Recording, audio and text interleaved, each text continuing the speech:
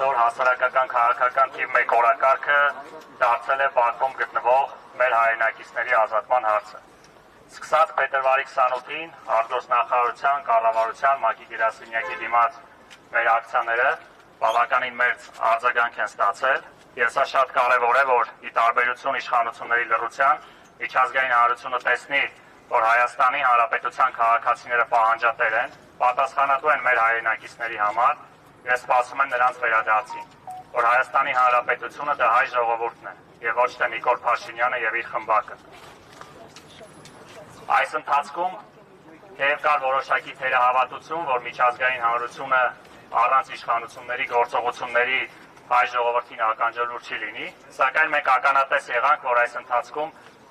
միջազգային հանրությունը որոշակի քայլեր ձեռնարկեց, սկսած ՄԱԿ-ի մարդու իրավունքների գլխավոր հանձնակատարի հայտարարությունից, որ պահանջում է գերիների անապահ ազատում,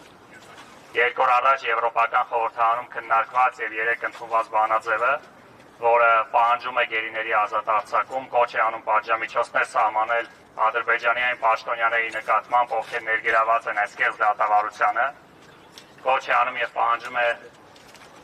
Եվրամիության պաշտոնյաներին Բաքվում գտնվող այցելել գերիներին եւ դատավարությանը, այս ամենը հանրության, պահանջատիրության եւ պայքարի արդյունքում է, եւ սա շատ կարեւոր է արձանագրենք, որ միայն այս պայքարի արդյունքում է հնարավոր հասնել այդ խնդիրների կարգավորմանը, եւ այսօրվա մեր ակցիան դրանցից մեկն է։ ՄԱԿ-ի գրասենյակի մոտ գտնվելով մենք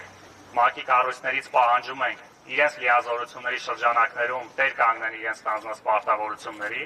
եւ այցելեն Բաքվում գտնվող մեր հայրենակիցներին, նրանց առողջական վիճակի եւ բռնությունների վերաբերյալ հստակ գնահատական տալով եւ գործողություններ կիրառելով Ադրբեջանի նկատմամբ, ինչպես նաեւ ներկա գտնվեն կեղծ դատավարությանը, քանի որ ինչպես հայտնի է, այդ դատավարության վերաբերյալ մեր տեղեկատվությունը ստանում ենք բացառապես Ադրբեջանի պետական քարոզչամեքենայի միջոցով, չունենալով որևէ այլ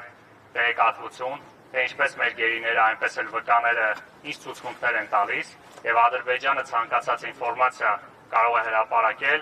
դրանով նաեւ ազդելով հանրության տրամադրությունների վրա։ Դրա համար շատ կարեւոր է միջազգային հանրության ներկայությունը այդ կեղծ դատավարությանը, որպեսզի նաեւ առաջին հերթին իրենք հստակ ինֆորմացիա ստանան, որ այն մեղադրանքները, որոնք առաջադրվում են, որևէ աղերս չունեն իրականության հետ։